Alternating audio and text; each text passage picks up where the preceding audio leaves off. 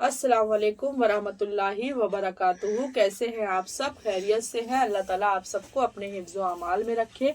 ये हमारी आदम अलैहिस्सलाम की तीसरी स्टोरी है, मतलब उनके बच्चों की, हाबिल और काबिल की स्टोरी है। आप हमारी 2 वीडियोस और हैं जो उन्हें भी देखिएगा और ये तो आपको और अच्छे से समझ में आएगा। तो और मेरी वीडियोस को आप प्लीज़ पूरा ज़रूर देखिएगा और शेयर भी करिएगा। हाँ, तो आज हम सुनाने जा रहे हैं हाबिल और काबिल की स्टोरी। आप हजरत आदम और हव्वा मिलकर रहने लगे। दोनों से मिलकर इंसानी नस्ल का सिलसिला शुरू हुआ। मतलब कि अब ये दोनों हजरत आदम अलैहिस्सलाम और अम्मा हव्वा दोनों साथ में रहने लगे और फिर इंसानी नस्लों का सिलसिला यहाँ से शुरू हुआ। हजरत हव्वा को जब भी हमल होता तो 2 जुड़वा बच्चे जन्म लेते, मतलब कि 2 जुड़वा बच्चे होते, तो एक लड़की और एक लड़का। काबिल का जन्म हुआ तो साथ में उनकी बहन अकलिया भी पैदा हुई। इसी तरह हाबिल का जन्म हुआ तो बहन यहूदा भी पैदा हुई। खुदाई हुक्म के मुताबिक हजरत आदम की शरीयत में एक यह कानून भी मुकर्रर था कि एक पेट की बेटी और दूसरे पेट का बेटा आपस में ब्याहे जाते थे। हजरत आदम ने इसी कानून के मुताबिक उनकी आपस में शादी कर देनी चाहिए, लेकिन काबिल ने बाप का हुक्म ना माना। काबिल ने हजरत आदम ने हल या निकाला कि दोनों बेटे कुर्बानी पेश करें। जिसकी कुर्बानी कबूल हो अकलिया उसके निकाह में आए। उस जमाने में कुर्बानी का दस्तूर यह बनाया गया था कि अगर 2 आदमी आपस में झगड़ते तो दोनों अपनी अपनी कुर्बानी पहाड़ पर रखते थे। फिर बिना धुएं की आग आसमान से उतरती और हक पर होता था जो उसकी कुर्बानी को कबूल कर ली जाती थी, और जो हक पर होता था उसकी ही कुर्बानी को कबूल कर लेते थे अल्लाह ताला।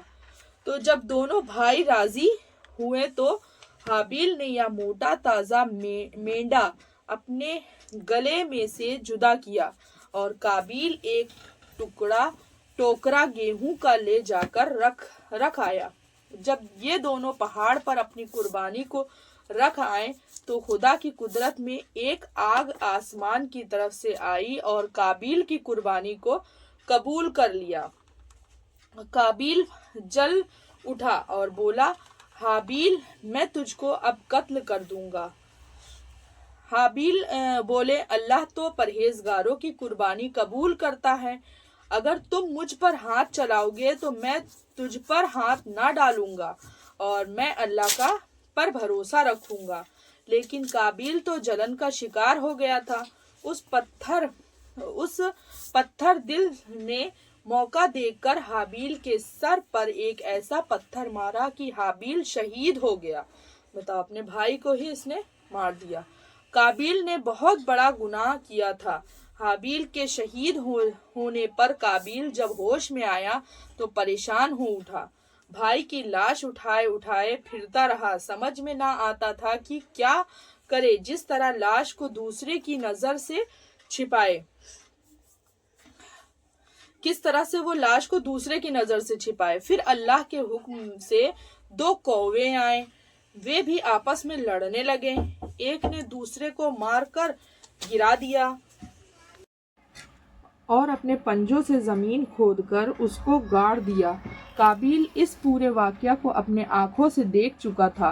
मन ही मन सोचने लगा, अफसोस कि कौवे से भी घटिया हूँ कि अपने भाई की लाश नहीं छिपा पाता। फिर उसने जमीन खोदी और भाई की लाश को ढाक दिया। काबिल का यह जुर्म भयानक था। खुदा ने हुक्म दिया कि सजा के तौर पर इसे भी कत्ल करो। काबिल को मालूम हुआ तो वह भाग खड़ा हुआ और यमन देश पहुंचा। वहां वह आग की पूजा करने लगा। अल्लाह अकबर। हजरत आदम हमेशा काबा को हज के वास्ते जाया करते थे।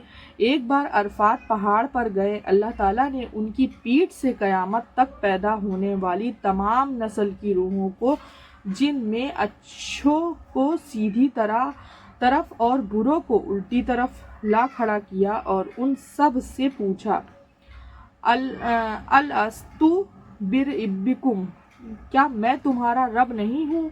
सब ने कहा बला, हाँ तू हमारा रब है।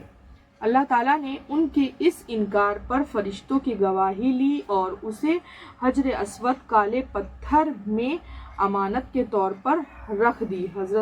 हजरत अली रजी अल्लाह अन्हा इसीलिए रिवायत करते हैं कि जो कोई हज करेगा तो हजर अस्वद उसकी गवाही देगा, इसीलिए हजर अस्वद की इतनी ज़्यादा इम्पोर्टेंस है। जब हज़रत आदम ने अपनी इतनी नस्ल को देखी तो खुदा ने अर्ज़ किया कि खुदावंद इतने सारे लोग दुनिया में कहाँ समाएंगे। इरशाद हुआ कि ये तमाम रूहें एक साथ दुनिया में नहीं आएंगी, कुछ को ज़मीन पे रखूँगा, कुछ मरने के बाद ज़मीन के नीचे होंगी, कुछ को बापों की पुश्त में और कुछ माँओं के पेट में होंगी। देखिए आज वही हो रहा है, आज वही उसी तरीके से जैसे अल्लाह ताला ने कहा था आज वैसे ही हमारा पूरा निज़ाम चल रहा है।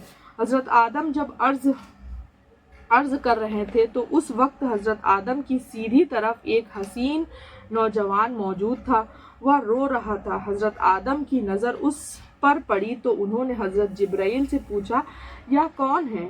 उन्होंने बताया यह तुम्हारी नस्ल ही का एक नौजवान है जो अल्लाह का पैगंबर है, नाम दाऊद है। एक छोटी सी खता की वजह से वह रो रहा है। हज़रत आदम ने पूछा उम्र क्या है? बताया 60 वर्ष।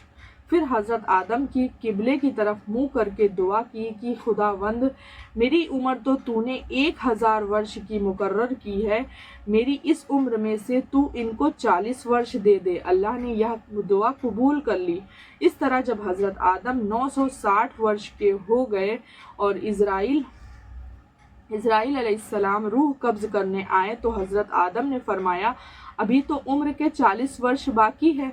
तो उन्होंने याद दिलाया कि ये 40 वर्ष तो आपने मीसाक के दिन हज़रत दाऊद को दे दिए थे। हज़रत आदम को यह बात याद ना रही थी, इसीलिए वह बराबर इनकार करते रहे। अल्लाह ने बहरहाल उनकी बात मान ली, लेकिन आइंदा के लिए यह हुक्म हो गया कि हर मामले को गवाहों के साथ लिख लिया जाया करे ताकि कोई इनकार ना कर सके। इसीलिए हमारी आदत होती नहीं है लिखने की, इसीलिए अपनी आदत लिखने वाली डालनी चाहिए। हज़रत आदम बीमार हुए तो उनको बहिश्त के मेवों के खाने की ख्वाहिश हुई। औलाद ने कहा कि वह इसे हासिल करें। जब बाहर आए तो देखा कि जिब्राइल और कई फरिश्ते कफन और खुशबू बहिश्त के लिए चले जा रहे हैं।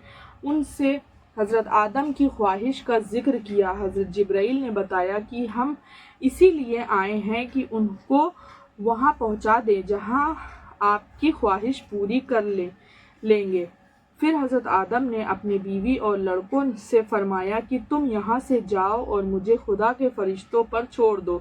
हज़रत आदम खुदा की याद में लग गए, यहाँ तक कि फरिश्तों ने उनकी रूह कब्ज़ कर ली। हज़रत आदम की नमाज जनाजा हज़रत शीश अलैहिस्सलाम ने जिब्राइल की तालीम के मुताबिक पढ़ाई और हज़रत आदम को दफन कर दिया गया। क़यामत तक आदम की नस्ल के लिए नमाज जनाजा की यह रस्म उसी वक्त से चल रही है।